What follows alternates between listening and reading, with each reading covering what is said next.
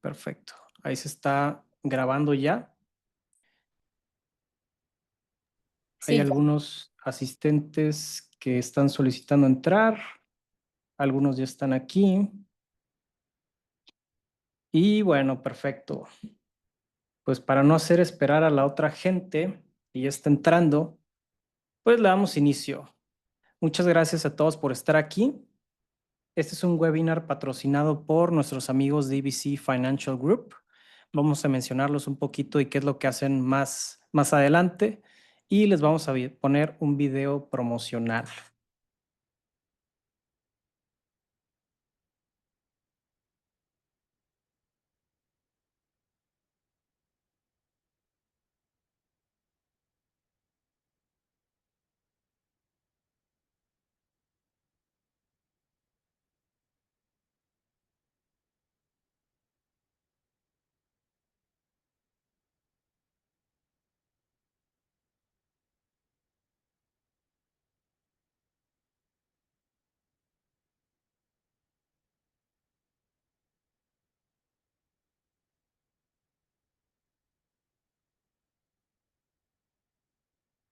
Excelente. Pues ahí está el video promocional.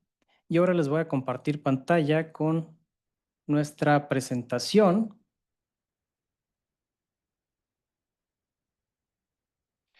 para dar inicio. Muchas gracias a todos por estar aquí.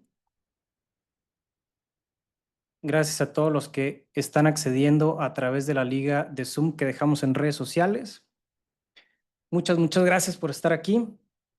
Y pues como lo platicaba ahí en los videos promocionales que subimos en redes sociales, pues este va a ser una presentación, un webinar, una plática, como le quieran llamar, donde vamos a ver prácticamente todas las aristas que tienen los mercados financieros, que es donde podemos nosotros invertir nuestro dinero, ¿no? Entonces, la presentación se llama ¿Cómo invertir desde cero?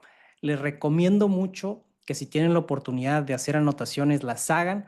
Va a haber muchos puntos importantes a tocar que van a ser prácticos, que van a poder implementar desde el día de mañana, mañana en la mañana que ya abran los mercados, ya lo van a poder hacer. Entonces, les recomiendo tomar notas y voy a intentar hacerlo lo más rápido posible porque son muchas diapositivas. Vamos a ver mucha información importante para ustedes.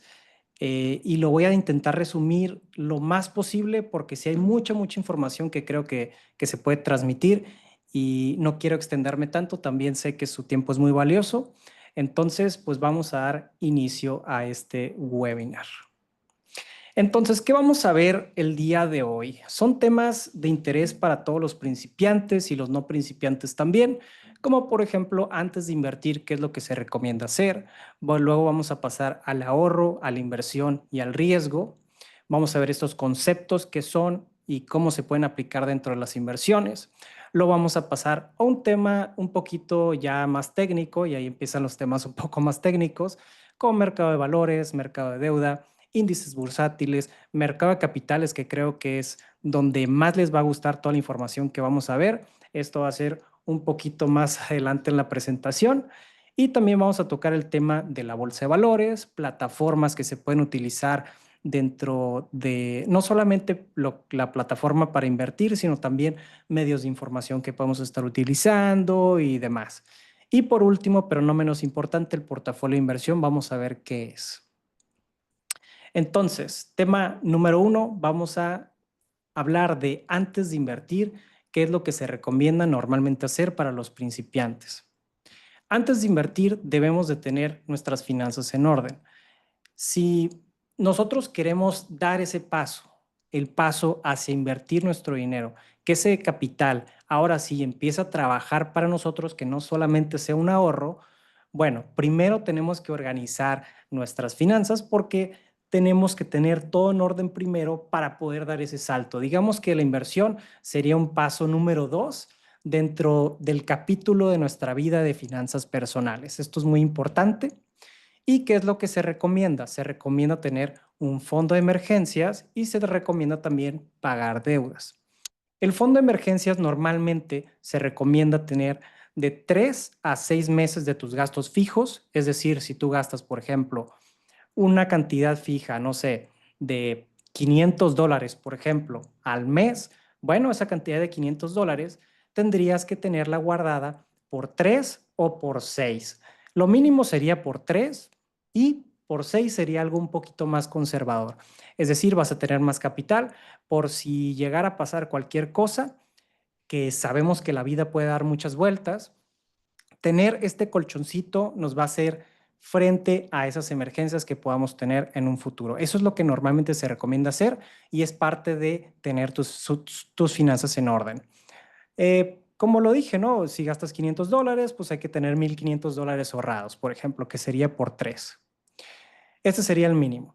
Y después pagar deudas, porque las deudas normalmente superan en tasa a los retornos que puedes tener normalmente en una inversión tradicional. Hablemos una inversión tradicional, por ejemplo, como invertir en inmuebles, invertir, por ejemplo, en acciones, fondos de inversión y demás, que eso lo vamos a ver un poquito más adelante, vamos a adentrarnos bien en esos títulos que existen, pero vamos a ver que las tasas normalmente no son tan altas contra las deudas. Y sobre todo aquí en Latinoamérica, pues las tasas de las deudas pueden ser altísimas, incluso de más de 100% anualizado, que muchas veces y difícilmente nuestras inversiones le van a ganar a estas deudas. Entonces, por eso se recomienda normalmente antes de invertir, arreglar tus finanzas y pagar tus deudas. Esto es muy importante, básico, yo sé, pero es algo que sí se tiene que hacer sí o sí antes de. Ahora pasemos al segundo tema, que es el ahorro, inversión y riesgo. Conceptos que la mayoría sabemos y entendemos, pero vamos a ir un pasito más allá. Y bueno, el ahorro y la inversión hay que entender que no son lo mismo y no sirven para lo mismo. ¿Qué es el ahorro? El ahorro es recibir dinero al hacer un trabajo y ese dinero lo vamos a tener en una cuenta bancaria normalmente que nos va a dar una seguridad. Nos va a dar seguridad, pero no estamos optando por ese posible crecimiento que podemos tener con ese capital. Entonces, esa es la diferencia más grande que hay contra la inversión. Y nos han dicho toda la vida que el ahorro constante, que si tú estás depositando constantemente lo que te sobra de tu trabajo que estás haciendo, bueno, vas a poder cumplir estas metas financieras que normalmente todo el mundo tenemos, ¿no? Como por ejemplo, no sé, pagar la educación de tus hijos, comprar el carro de tus sueños o la casa de tus sueños y todo esto, ¿no? Esto siempre nos han dicho toda la vida. Pero ¿qué pasa con esto? Que este concepto del ahorro no considera a la inflación y hay que tenerla en cuenta. Vamos a ver que hay diferentes inflaciones, hay una inflación que nosotros tenemos personal y también hay una inflación que tenemos general del país y vamos a ver cada una de ellas. Entonces, el concepto de inflación tal cual es que tu poder de compra va disminuyendo con el tiempo, por lo que nosotros estamos perdiendo dinero. Y obviamente no vamos a ver que, por ejemplo, si depositamos $1,000 en nuestra cuenta bancaria, no vamos a ver que dentro de un año esos $1,000 ahora van a ser 990 o 950. No, obviamente no, pero lo que sí vemos cuando vas al súper, cuando vas a una tienda de conveniencia, cuando recargas gasolina para tu carro y demás, ves que los precios de los bienes y servicios están subiendo constantemente. Entonces, el dinero que tenías, o sea, los $1,000 que tenías en el banco, ya no te alcanzan para lo mismo, por lo que se dice que tu poder de compra está disminuyendo. Ya no puedes comprar las mismas cosas que podías comprar antes con ese mismo capital. Entonces, eso no lo considera el ahorro. Y vamos a ver las inflaciones que tienen los países de Latinoamérica y también Estados Unidos y la Unión Europea, ¿no? Como les decía, cada país tiene inflaciones distintas. Por ejemplo, Estados Unidos tiene una inflación del 3,40%, que está moderada en estos momentos. La Unión Europea también 2,60%, es algo moderado. Ya si nos vamos, por ejemplo, a Brasil, ya está un poquito más elevado. México estamos cercano a un 4%. Y luego si vemos inflaciones, por ejemplo, de países como Argentina, pues tienen una locura de inflación, ¿no? A los últimos datos de abril a mayo estaban cercanos a un 50%, lo cual pues ya no es para nada sostenible, ¿no? Imagínense ir al súper o recargar gasolina y que el precio de estos bienes y servicios haya subido casi 50%, o sea, es algo insostenible, ¿no? Y aquí tenemos otras más y también a destacar Venezuela con un 172%, que pues también es increíblemente alto, ¿no? Y bueno, ¿qué es invertir? Es poner tu dinero a trabajar. Es decir, ahora estás optando por tener un poco de riesgo, depende del activo obviamente en el que estás invirtiendo, pero con una promesa de una recompensa futura. Esa es la diferencia grande que existe entre el ahorro e inversión. El ahorro entonces estamos optando por tener seguridad y en la inversión estamos optando por tener cierto grado de riesgo por una recompensa. Aquí se estanca y tenemos el concepto de la inflación que se lo va comiendo con el ahorro y aquí a la derecha que tenemos la inversión tenemos una posible recompensa. Y como les decía, bueno, la inflación hay que vencerla a través de la inversión y vamos a hacer algunas preguntas. Entonces, ¿qué es lo que pasa cuando nosotros solamente estamos ahorrando? Pues si nosotros solamente dejamos nuestro dinero en la cuenta bancaria, lo que pasa es que perdemos ese poder de compra que estábamos platicando ahorita. Pero ¿qué pasa cuando nosotros invertimos? Ahora hay dos opciones, no solamente está una, sino hay dos, que sería que si nosotros no superamos a la inflación que estamos viendo en esta diapositiva más para atrás, que podríamos compararnos, por ejemplo, en nuestro país, por ejemplo, yo que soy de México, si no supero un 3,9%, es decir, que no estoy teniendo realmente un poder de compra. Entonces tu inversión te tiene que pagar más de la inflación que está en tu país, que también nosotros obviamente tenemos inflaciones personales, pero nos podemos regir con la inflación que está en el país porque es un cálculo fijo que te dan las instituciones de cada país. Bueno, si ya lo estamos superando, ahora sí, estamos ahora generando un patrimonio, estamos generando un poder adquisitivo, estamos ahora sí haciendo una inversión que le gana a la inflación, es una inversión real, ¿no? Y eso es a eso debemos de optar siempre con nuestra inversión, no solamente quedarnos abajo de la inflación, sino superarla. Y bueno, toda la vida tiene un riesgo y las inversiones, pues claro que hay algunas que son más riesgosas que otras. Vamos a ver algunos instrumentos financieros ahorita más adelante, algunos que son los más seguros y otros que son un poquito más riesgosos, pero obviamente entre más riesgo, más rendimiento.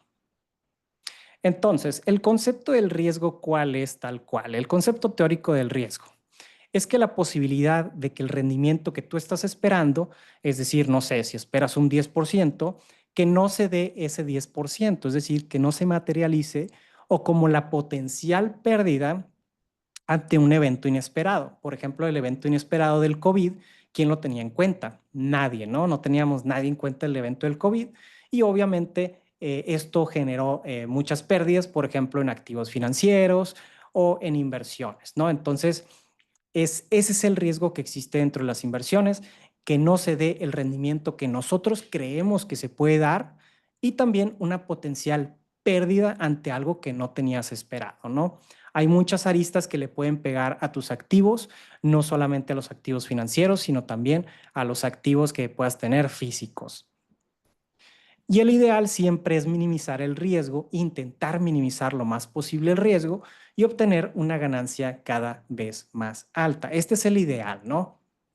¿Y cómo lo puedes hacer? Lo puedes hacer, por ejemplo, asesorándote e informándote. Lo que estamos haciendo en este momento a través de webinars, de ver toda la información financiera que publicamos en redes sociales y demás. Bueno, ahí te estás informando y vas a poder tomar mejores decisiones al momento de invertir. Y si quieres llevar esto a un siguiente paso, pues lo que tendrías que hacer es también platicar con un asesor financiero para que vea cómo están tus finanzas personales, y qué estrategia deberías de optar, realizar para que te vaya bien a ti, un traje a la medida, ¿no? Pero lo que estamos haciendo en este momento es súper bueno para minimizar el riesgo, que es informándonos. El número dos es conocer el activo en el que estamos invirtiendo. Y aquí, el día de hoy, vamos a ver distintos activos y vamos a conocer un poco más de los activos que normalmente habla en redes sociales o a los cuales podemos optar, que son muy sencillos de entender. Entonces, conocer el activo también disminuye mucho el riesgo. Otro, número 3, sería diversificar, que es no solamente tener una inversión, tener todo nuestro dinero únicamente en una inversión, sino tener distintos activos dentro de nuestro portafolio, que así le llaman, que es básicamente el total del capital invertido. Bueno, tener distintos huevos en una canasta para que disminuya cada vez más el riesgo. Hay fórmulas matemáticas que explican esto, porque la diversificación y sobre todo si no hay una correlación entre los activos, si este se mueve para arriba y este no se mueve, por ejemplo, bueno, eso hace que estés bien diversificado y que se disminuya también mucho el riesgo. Y también evaluar los resultados. Hay algunos negocios, hay algunos activos financieros en los cuales se pueden evaluar estos resultados. Por ejemplo, en las acciones, ¿no? Si nosotros evaluamos una acción, cada trimestre nos van a dar información financiera de cómo le está yendo al negocio. Y existen diferentes tipos de riesgos. Existen los riesgos sistemáticos y los no sistemáticos. Por ejemplo, los riesgos sistemáticos son todos los riesgos a los cuales sí o sí los vamos a tener, como por ejemplo el riesgo de mercado, de cómo fluctúan los precios en el mercado. El riesgo inflacionario, que ya lo vimos, ¿no? Y lo platicamos de esto, ¿no? Este riesgo de que en nuestro país van a subir los bienes y servicios a una cierta tasa. Ese riesgo es constante y en todos los países se tiene. Luego tenemos el riesgo cambiario. Por ejemplo, yo que vivo en México, tengo el riesgo de que el peso mexicano se devalúe contra otras monedas, así como por ejemplo en otros países sucede lo mismo. Luego, los no sistemáticos serían ya los propios riesgos de cada activo financiero o cada inversión que nosotros hagamos. Por ejemplo, un riesgo de crédito sería que, por ejemplo, una empresa no pueda pagar la deuda que tiene. Ese sería un riesgo de crédito de ellos. O que no te paguen a ti, ¿no? Puede ser de las dos partes. También tenemos riesgo de liquidez, que es, por ejemplo, no sé, si nosotros compramos un terreno, pues si compramos un terreno, difícilmente podemos venderlo el día de mañana. Tendríamos que encontrar una persona interesada para poderlo vender rápidamente. Y eso es la liquidez, poder obtener rápidamente tu capital sobre la inversión. Luego tenemos el riesgo propiamente del negocio. Puede ser que el modelo del negocio tenga un cierto riesgo y tenemos que contemplarlo. Y también el riesgo tecnológico. Hay empresas y negocios que tienen riesgos, por ejemplo, que ahorita está muy de moda este tema, el riesgo de la ciberseguridad y los ciberataques que existen a los negocios. Ahora sí, nos vamos a pasar, ya dejamos los temas un poquito más básicos, vamos a irnos un poquito más técnico, pero vamos a explicar todo con peras y manzanas para que no se me aburran y que todo les quede muy claro. ¿En qué puedo invertir? Esta pregunta me llega prácticamente todos los días. Y siempre les digo lo mismo y no le gusta a la gente que le digan esto, pero es que depende mucho. Hay que conocerse bien antes de invertir, porque yo no le puedo recomendar lo mismo a Juan que a Pedro. Son dos personas diferentes, son dos perfiles diferentes, piensan diferente y tienen diferentes necesidades. Entonces se tiene que hacer un ajuste a tu perfil tal cual, te tienes que conocer bien antes de hacerte una recomendación. Entonces se puede decir que las inversiones son personales, cada quien tiene diferentes perfiles y las recomendaciones para cada persona van a ser distintas, depende de tu perfil como inversionista. El perfil de inversionista considera, por ejemplo, tolerancia al riesgo, que es qué tan dispuesto estás tú a invertir tu capital en ciertos activos. Eso tal cual, ¿no? Es definir con qué cantidad de riesgo te sientes tú cómodo.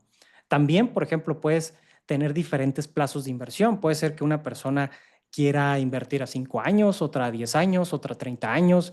Depende mucho de la persona. También los objetivos financieros son diferentes. Puede ser que quieras invertir para obtener, por ejemplo, no sé, conseguirte un carro, como le habíamos dicho, pagar la educación de tus hijos, conseguir tu primera casa, no sé, cada quien tiene uno diferente y todo esto se considera dentro del perfil de inversionista. Y algunas preguntas que también se consideran ahí un poquito ya más específico es en el horizonte de inversión, ¿qué tanto tiempo queremos que dure nuestra inversión? Luego, en la parte de objetivos, ¿cuáles son tus objetivos al corto, mediano y a largo plazo? No solamente cuáles son tus objetivos a mediano, que luego mucha gente solamente contempla estos. Luego, si tienes un fondo de emergencias o no, puede ser que sí lo tengas, puede ser que no lo tengas. Como lo hablamos al principio, se recomienda tener de 3 a 6 meses de tus gastos fijos. Luego, adversión al riesgo, que es qué tan dispuesto estás tú a arriesgar este capital. Y para los que gusten hacer una encuesta de perfil de inversionista, en mis redes sociales, que si gustan se las comparto al final, va a haber una encuesta que pueden realizar totalmente gratuita que te va a dar un perfil de inversor genérico. No es algo personalizado, no es un traje hecho a la medida, pero sí te va a dar un rumbo de más o menos cómo deberías de invertir tu capital. Ese lo tengo en la liga que está en mis redes sociales, en todas las plataformas, en todas las plataformas de redes sociales. Y bueno, para los que ya me sigan en redes sociales, pues adelante, ahí está en la liga de mi perfil. Si no, bueno, no importa, más adelante les voy a dar mis redes para que lo hagan, ¿no? Y bueno, normalmente te puede dar estos tres resultados, que son conservador, moderado o agresivo. El conservador normalmente quiere invertir en activos que casi no se muevan y que a fuerzas esté ganando casi casi. El moderado quiere arriesgarse un poquito más para obtener más rendimiento que algo conservador. Y el agresivo sí normalmente tiende a irse más arriesgado, tiende a querer mayores rendimientos y no le importa tanto lo que pueda perder. Estos son los perfiles de riesgo que puedes tener. ¿Y por qué importa tu perfil? Porque puedes evitar tomar decisiones impulsivas, vas a tener una estrategia a seguir y te va a reducir muchísimo el estrés. Créanme que te reduce demasiado el estrés porque vas a estar haciendo las cosas de acuerdo a tu perfil de inversor. Porque puede ser que, no sé, una persona, no sé, vea en redes sociales que le dijeron, oye, ¿sabes qué? Es que tienes que invertir a fuerzas en este activo financiero. Pero lo que no consideraron al comprar ese activo financiero e invertir ese activo financiero es que es para un perfil arriesgado y puede ser que ellos sean un perfil conservador. Entonces, si pasa eso, que pasa mucho, pasa todos los días, pues esta persona va a tener demasiado estrés porque va a ver que su inversión sube y baja muy fuerte diario. Y no es para todos esto. Y como les decía, estos resultados les puede dar la encuesta de perfil de inversionista. Puedes tener un perfil moderado, que tu prioridad sería el balance, conservador, que tu prioridad sería la seguridad, o arriesgado, que tu prioridad sería un rendimiento extraordinario, un rendimiento arriba del promedio del mercado. Ahora pasemos a un tema muy padre que le gusta mucho a la gente, que es ya adentrándonos al tema bursátil y sería el tema del mercado de valores. Vamos a ver qué es el mercado de valores. Y es un espacio donde se compran y venden títulos financieros. Es como un marketplace, ¿no? No sé, para los que sepan, se puede comparar, por ejemplo, con Facebook Marketplace, que es un espacio digital donde se intercambian activos, ¿no? Por ejemplo, en Facebook Marketplace puedes rentar casas, vender carros, celulares, lo que sea. Pues aquí es lo mismo, solo que obviamente van a ser instituciones financieras las que sean el intermediario y esa plataforma digital y se van a intercambiar activos financieros. ¿Y qué se puede comprar en este mercado de valores? Pues se pueden comprar acciones, se pueden comprar bonos, se pueden comprar ETFs, fondos de inversión, por mencionar algunos, pero hay muchos otros instrumentos que tienden a ser un poquito más complicados, entonces los vamos a dejar de lado ahorita y nos vamos a concentrar en estos que están aquí. Y normalmente, ¿qué es lo que sucede en estos espacios de intercambio de la bolsa o del mercado de valores? Pues une a las personas que tienen dinero con las personas que necesitan dinero. Por ejemplo, cuando con una empresa sale a bolsa, pues ellos venden sus acciones, sus títulos financieros, consiguen dinero y la persona que le compró la acción a la empresa, pues lo que espera es un rendimiento. Entonces es un intercambio y le están prestando de unos a otros. Es lo que está sucediendo, ¿no? Y se le puede escribir también como un espacio que puede ser físico o virtual. Antes y en las películas siempre se veía este espacio físico donde todo el mundo gritaba, ¿no? En la bolsa de Estados Unidos, por ejemplo, que gritan, yo te compro, yo te vendo y demás. Bueno, eso era antes, eso eran las películas y las películas de antes. Ahora ya todo es virtual. Habrá algunos países o algunas instituciones donde igual y sí esa parte física todavía existe, pero en su mayoría es virtual. El intercambio de los activos es virtual. Tú lo pones en una pantalla y pones una oferta de venta o pues una compra, ¿no? Entonces es este espacio. Y se intercambian estos activos financieros entre agentes económicos donde se definen los precios de oferta y demanda. Por la oferta y la demanda se van definiendo estos precios. Y pues obviamente encuentran un punto medio donde a uno le interesa comprar y a otro le interesa vender y ahí se hace el intercambio de manera digital. Y vamos a ver que dentro del mercado de valores, si hablamos del mercado de valores, estamos hablando de una generalidad. Ya si nos vamos un poquito más abajo, podemos hablar y vamos a hablar del mercado en específico de deuda, que vamos a ver qué tipo de activos tienen y para qué personas son. Luego vamos a ver el mercado de capitales, mercado de divisas, muy conocido, el FX, y el mercado de derivados. Pero nos vamos a centrar sobre todo esto porque es más esta charla para principiantes en el mercado de deuda y en el mercado de capitales. Entonces, empecemos con el mercado de deuda. ¿Qué es el mercado de deuda?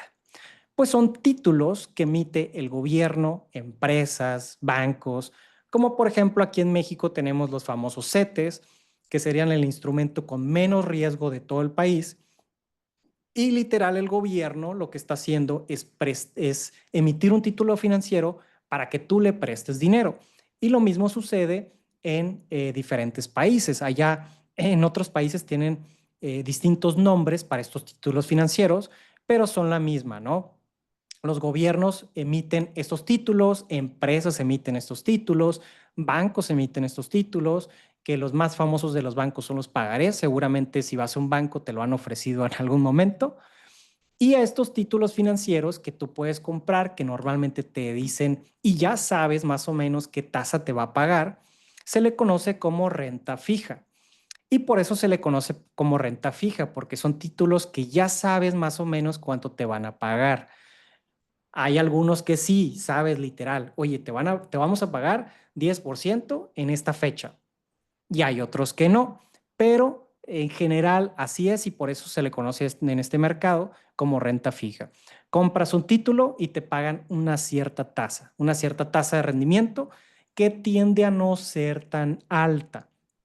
Ahorita nos vamos a pasar al mercado de capitales para que hagan estas comparaciones, pero sí, tienden a no ser tan altas si lo comparamos, por ejemplo, contra el mercado de capitales. Y los más comunes, y sobre todo aquí en México, son los del gobierno, pero por ejemplo, en Estados Unidos tienen los famosos treasuries, que seguramente han oído hablar de ellos, que son los bonos del gobierno de Estados Unidos. Y es como prestarle dinero a estas instituciones, a estos bancos, al gobierno, a las empresas, y ellos te lo regresan más un interés. Es un préstamo tal cual, pero se formaliza y lo transforman en un título de deuda que tú puedes comprar a través de un espacio digital. Es eso, no es otra cosa más que eso. ¿Y cuáles son los pros que tienen estos títulos financieros? Pues que son normalmente casi todos los del mercado de deuda, perdón, son de bajo riesgo, son fáciles de intercambiar, es decir, los puedes comprar fácil, los puedes vender fácil y generan ingresos pasivos. Vas a tener un ingreso normalmente pasivo que te lo va a estar dando, igual y no va a ser tan alto, pero vas a ver que tu dinero va a estar creciendo. Esos son los pros que tienen estos títulos. Y bueno, pues ¿cuánto vamos a ganar? Para entender esto debemos de saber cuánto vale el dinero. Y el dinero vale diferente en cada país. ¿De dónde sale este costo del dinero? Este costo del dinero comienza desde los bancos centrales. Por ejemplo, en Estados Unidos, que tenemos la Reserva Federal o la Fed, tiene una cierta tasa donde comienza el costo del dinero, donde comienzan los préstamos, por así decirlo. Y si tú eres inversionista en títulos de deuda, comenzarías ahí a ganar tú esa más o menos esa tasa de interés. En Estados Unidos tienen la Fed, en México tenemos al Banco de México o Banjico, y cada país tiene su banca central e imponen una cierta tasa de referencia o objetivo, que sería la tasa mínima de intercambio. Y hay que saber cuál es para tú como inversionista, saber cuánto te deberían de pagar estos títulos financieros de deuda.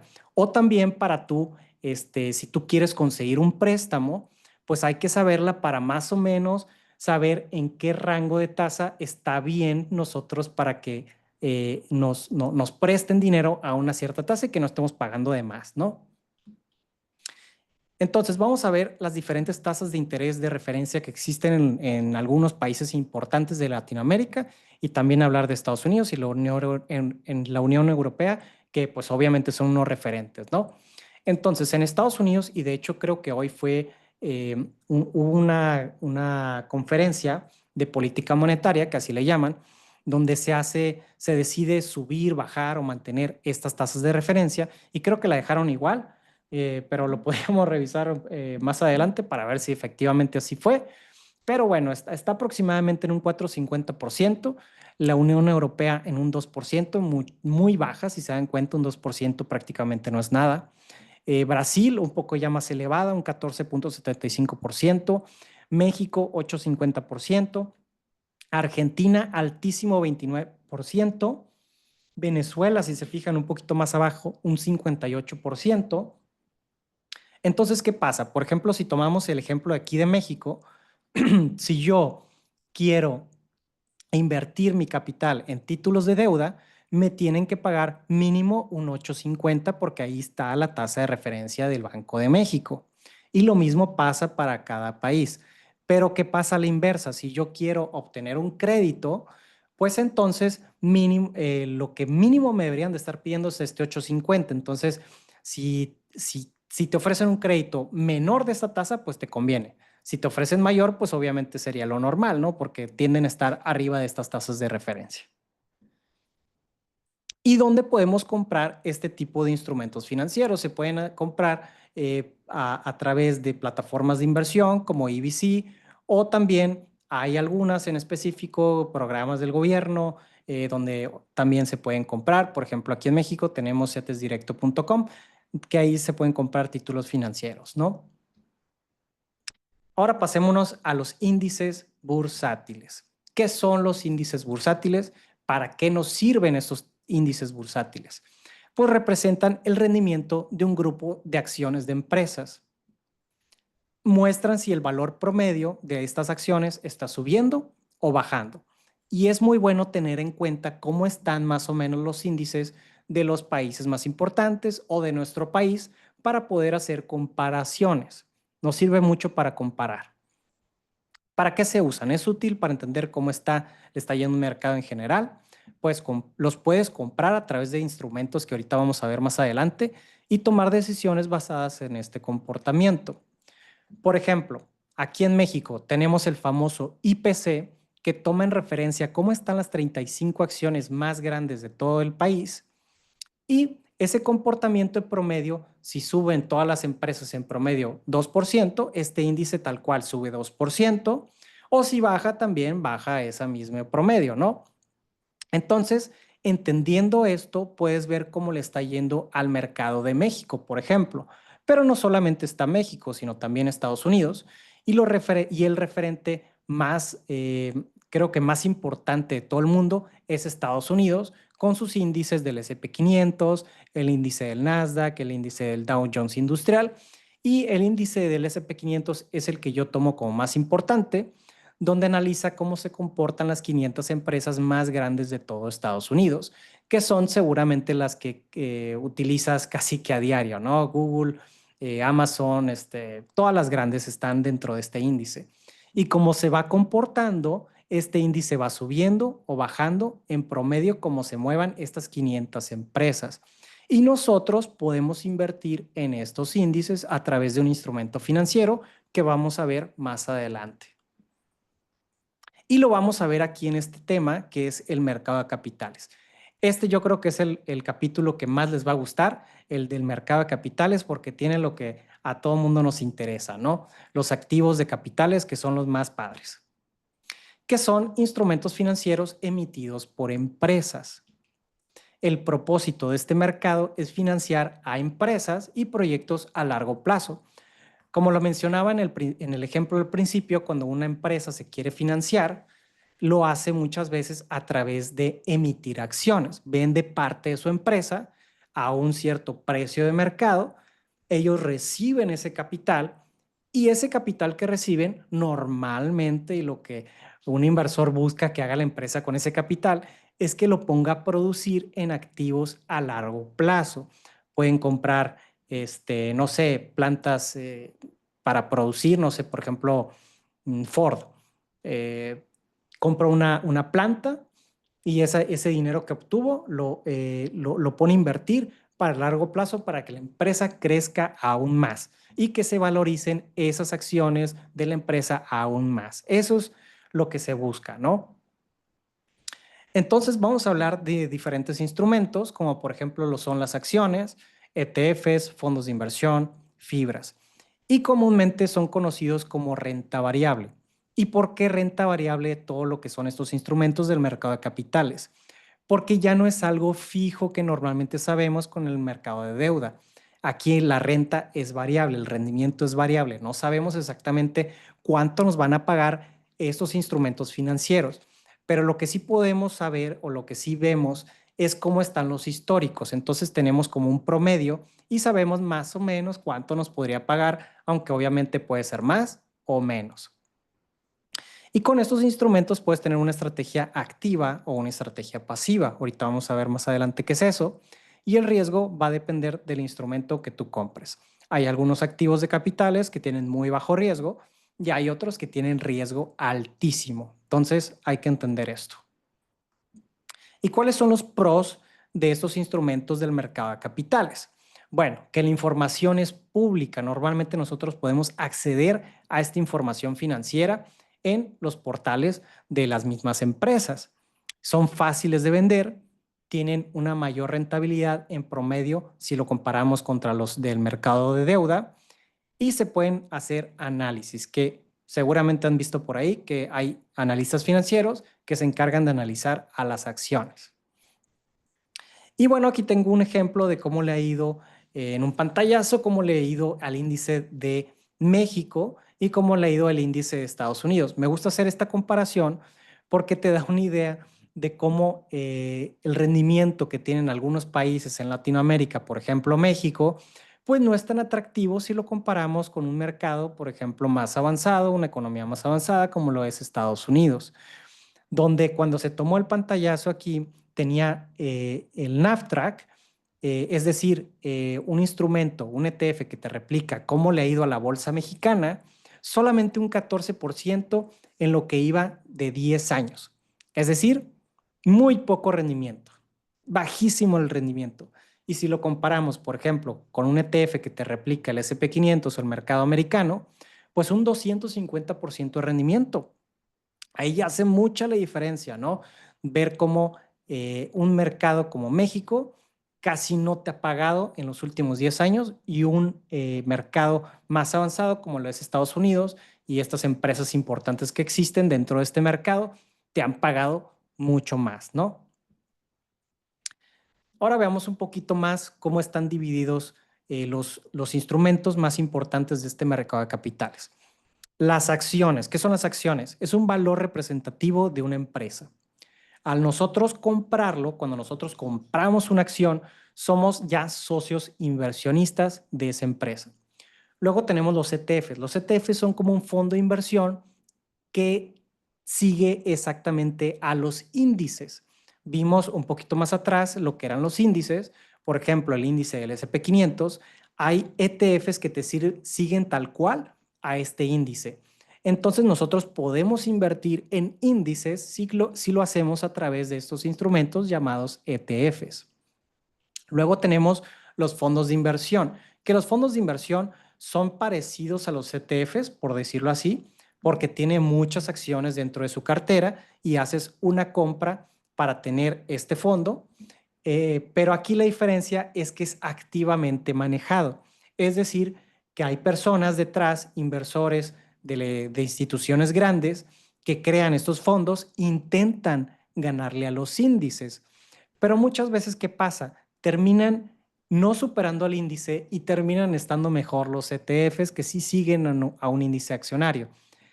Por eso a mí me gustan más los ETFs versus un fondo de inversión. Y aparte los fondos de inversión normalmente tienden a tener comisiones más altas y los ETFs comisiones muy pequeñas. Luego están otros muy populares que en Estados Unidos se les conoce como los REITs, pero aquí tenemos en México y en otros países de Latinoamérica las famosas fibras, que son como fondos de inversión, pero no invierten en muchas empresas, sino invierten en inmuebles. Bueno, ¿qué tipo de análisis debemos de hacer para comprar una acción?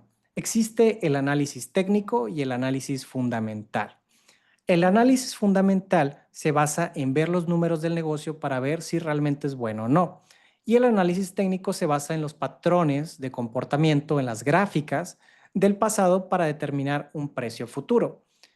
Muchas veces en redes sociales vemos que se enfocan mucho, muchos creadores de contenido y todo esto se enfocan mucho en el análisis técnico y sobre todo los que se consideran como traders, ¿no?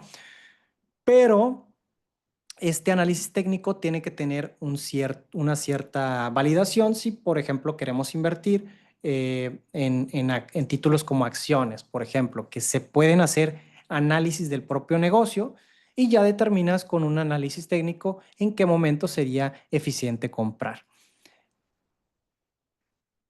¿Y qué es lo que se busca normalmente en una acción? Cuando haces un análisis fundamental, se trata de analizar la salud financiera de la empresa, su potencial de crecimiento, si las ventas están creciendo, si las utilidades netas están creciendo, si no está tan endeudada, y otros factores que puedan influir el rendimiento de esta propia empresa, ¿no? Que como les decía, hay que fijarnos, por ejemplo, si vamos a invertir en una acción, que estos ingresos estén creciendo en un promedio de 5 a 10% anualizado, un crecimiento constante no solamente en ingresos, que serían las ventas, sino también la utilidad neta, los earnings en inglés, de un 10% a un 20% anualizado, pues estaría excelente. Que tenga una deuda saludable, es decir, que el negocio no esté mucho más endeudado que su propio capital de un 30 a un 60%, es algo saludable. Un buen precio contra su valor, es decir, que no te estén vendiendo un precio de la acción muy inflado a lo que realmente te están vendiendo y que también tenga un buen flujo de caja libre, es decir, que le esté quedando dinero al negocio para pagar todas sus actividades que tiene el día a día. Y aquí vamos a ver un pantallazo de la acción de Google, donde hay muchos indicadores o ratios financieros que podemos utilizar para comparar rápidamente una acción o un negocio, ¿no?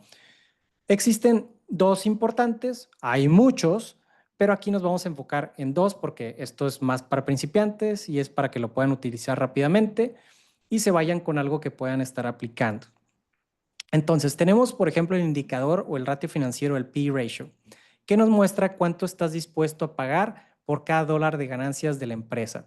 Si tenemos un P/E ratio muy alto, lo que sucede es que el negocio está generando muy pocas utilidades contra lo que tú estás pagando. Entonces, queremos un P/E ratio que sea moderado, un cercano a un 8, un 15 está perfecto. Ya si es muy bajo, no, pero sí un rango entre un 8 y un 15 estaría perfecto. Esta información la puedes obtener prácticamente en cualquier plataforma de información financiera. Si tú le picas o pones la empresa de Google, te tiene que aparecer cuál es su P/E ratio. Siempre lo están calculando. Y también tenemos la beta, que nos mide la volatilidad de una acción en relación a su índice.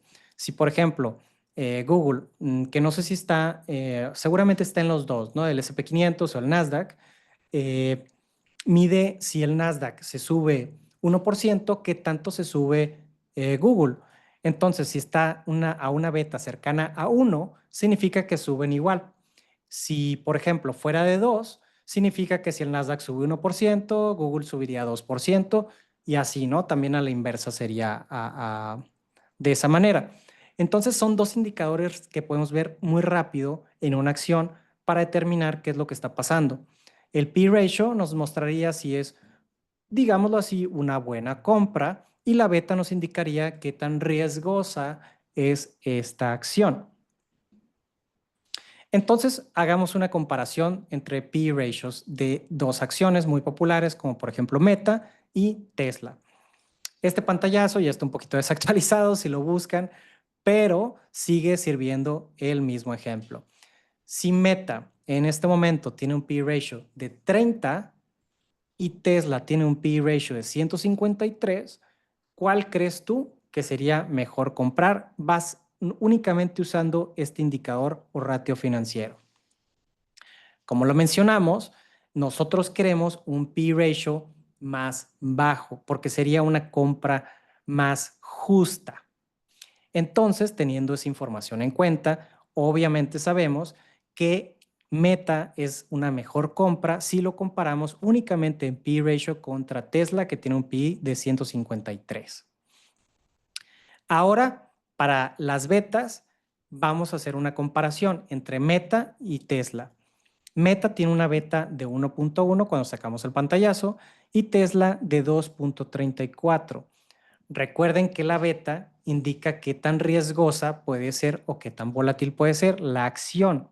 Entonces, entre más alta sea la beta, obviamente va a ser más riesgosa. Entonces, teniendo esto en cuenta, pues podrías determinar que Meta también es menos riesgosa que Tesla. Entonces, nomás para terminar esto, simplemente viendo estos dos ratios, nosotros podemos determinar que Meta sería una mejor compra o una mejor inversión que Tesla, solamente sabiendo eso.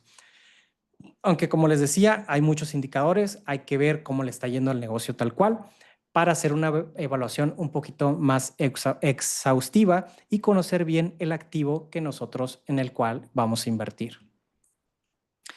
Y todo lo que hemos estado hablando de estos activos financieros y demás se pueden hacer a través mayormente de dos estrategias de inversión. Está la estrategia activa o la inversión activa y está la estrategia pasiva. Son dos caminos para hacer crecer tu capital o tu dinero.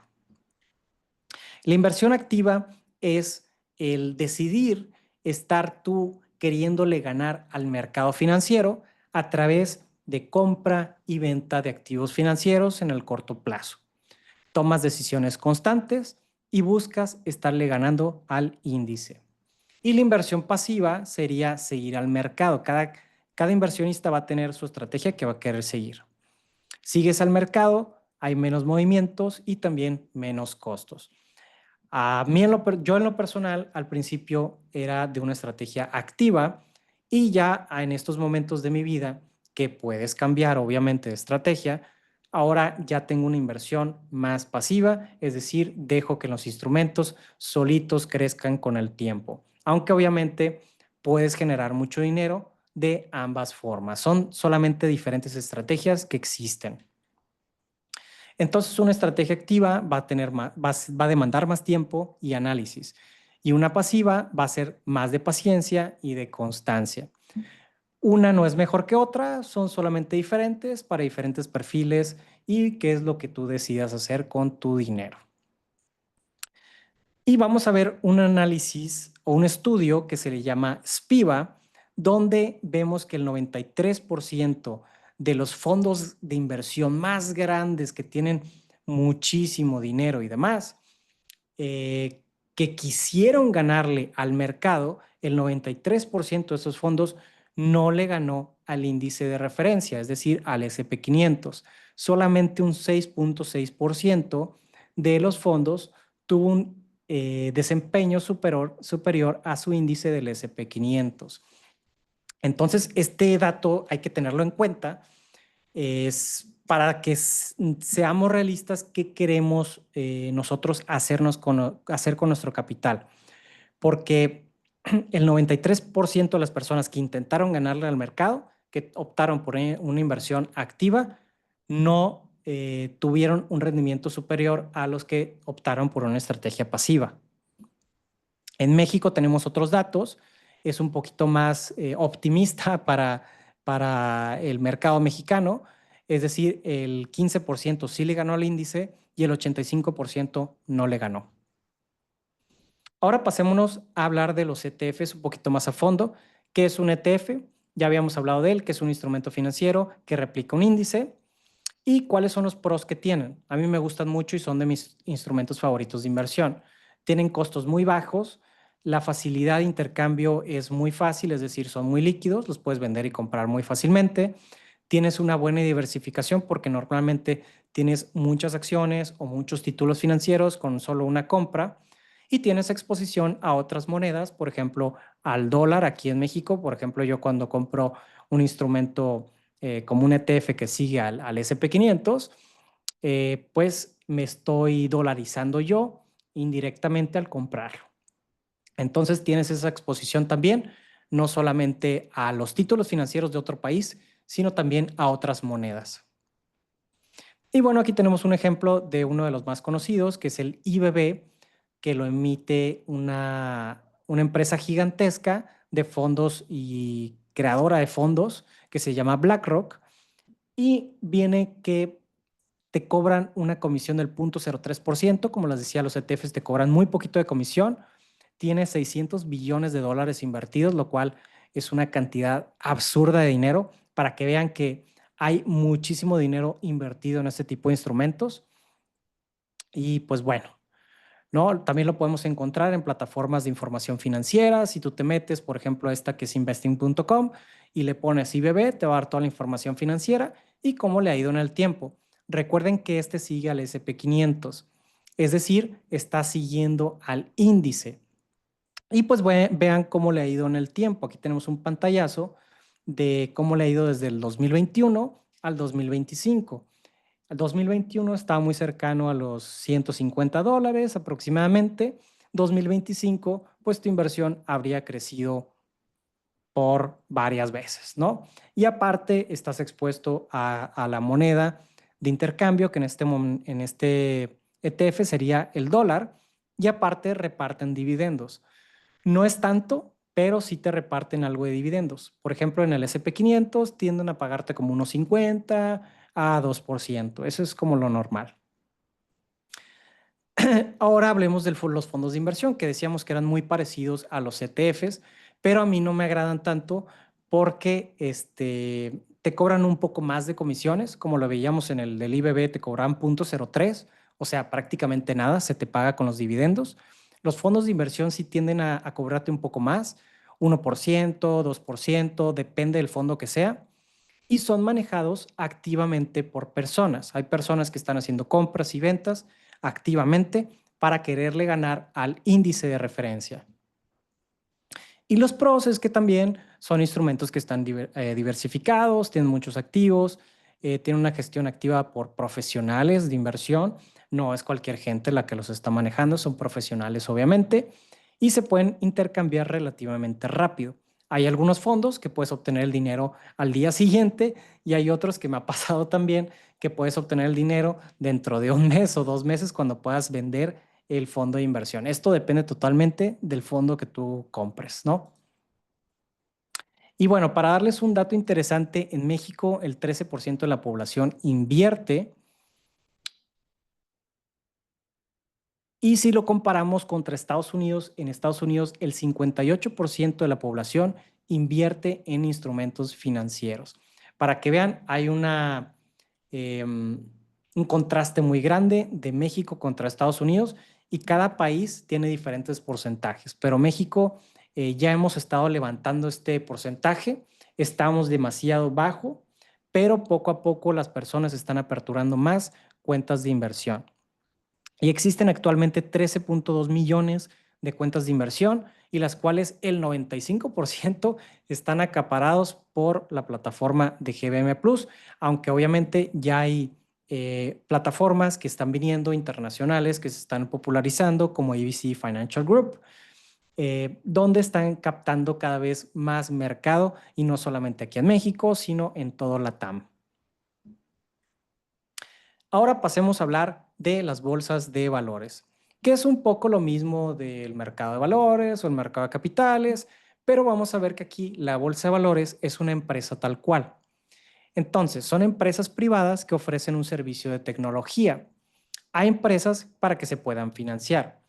Es decir, es una empresa privada que tiene un servicio de tecnología para que venga una empresa que quiere salir a bolsa y ellos le facilitan todo para que pueda hacer ese proceso. Básicamente, eso hace la bolsa de valores.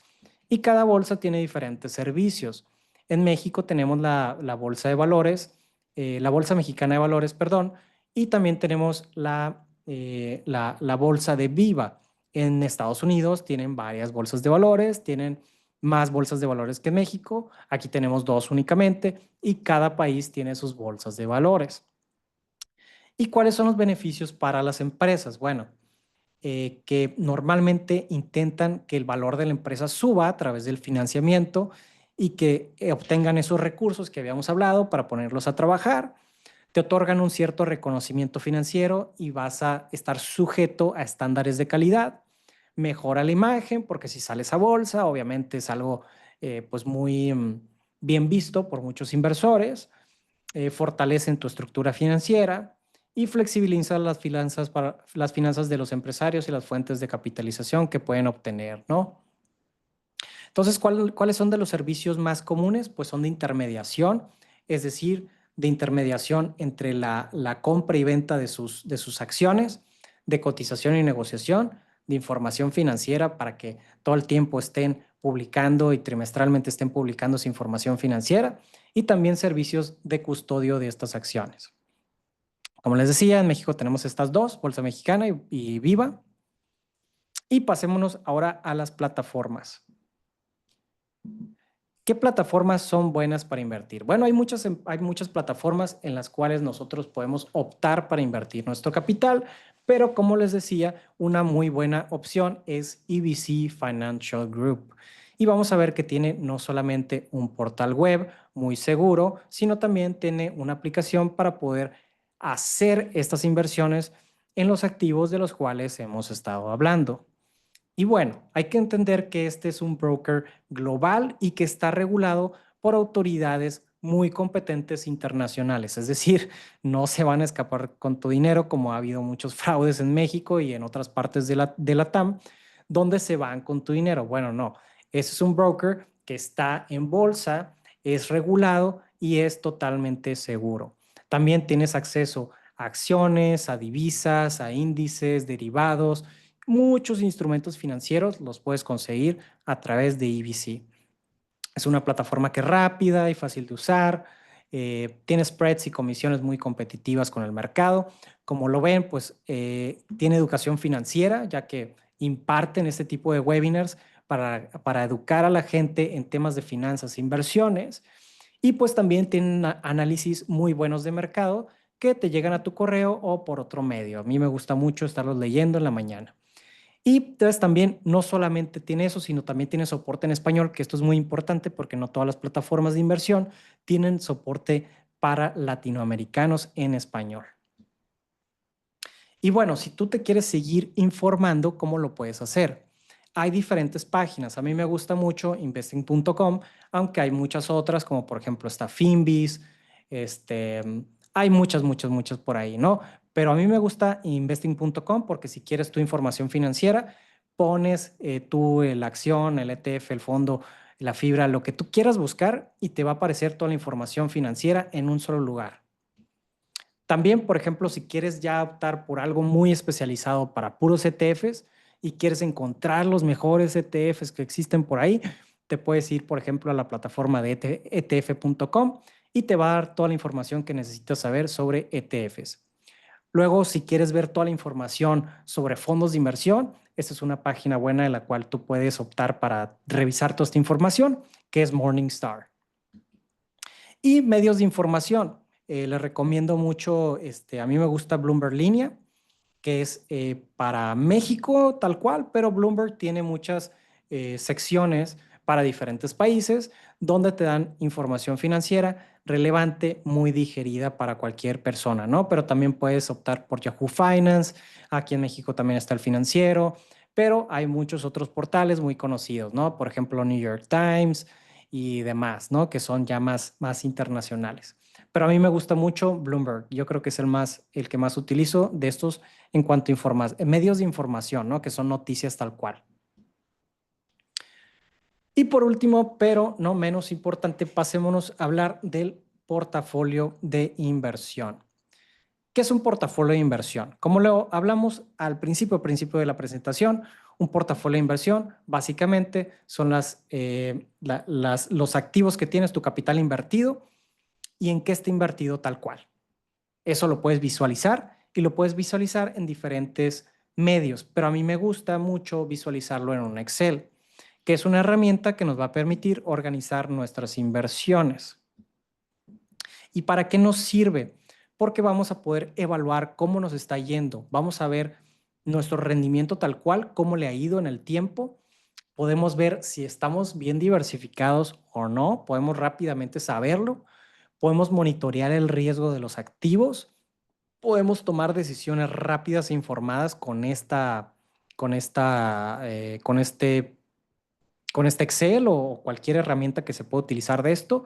Y también podemos hacer planificación financiera. Y te vamos a estar regalando tu primer portafolio de inversión que podrás descargarlo en la liga de mi perfil también. Todavía no lo subo, pero lo voy a subir un poquito más tarde para que tú puedas acceder a esa liga y que descargues un Excel que tenga ya todo bien estructurado para que puedas organizar tus primeras inversiones o si ya estás invirtiendo, bueno, tus inversiones ya con tu estrategia más avanzada. Y se va a ver algo así. Obviamente esto lo puedes configurar a tu manera, pero vas a tener la base para que tú puedas hacer estas modificaciones. Y aquí te viene, por ejemplo, en instrucciones, en la pestañita de instrucciones que le van a ver ahí, te va a decir exactamente cómo lo tienes que manipular para que te dé el mejor resultado. Y pues bueno, eso sería todo de mi parte. Muchas gracias por su atención. Gracias a ABC por patrocinar este webinar y gracias a todos por estar aquí. Recuerden que si quieren hacer la encuesta de perfil de inversionista, también va a estar en mi perfil en redes sociales. Mi TikTok, que es lo más conocido que tengo en redes sociales, es Stone Héctor, tal cual, como piedra en inglés, Stone Héctor. Ahí voy a tener la liga o también estoy en Instagram como StoneHCap o en YouTube como Inversiones Stone. Entonces, muchas gracias. Mariana, no sé si quieres dar unas palabras o ya nos despedimos. Pues nada más agradecerte a ti, Héctor, por tu valiosa participación, agradecerles a todos los participantes por estar aquí con nosotros y esperemos que les haya sido de tanta utilidad como nosotros hemos querido transmitirlo para ustedes. Excelente, muchas gracias Mariana y gracias a todos por estar aquí. Síganos en redes sociales, sigan también a ABC, tiene y comparte información financiera muy buena en sus redes sociales. Así que muchas gracias a todos y nos vemos en el siguiente webinar que será dentro de 2 semanas. Hasta luego. Chao, gracias a todos, gracias.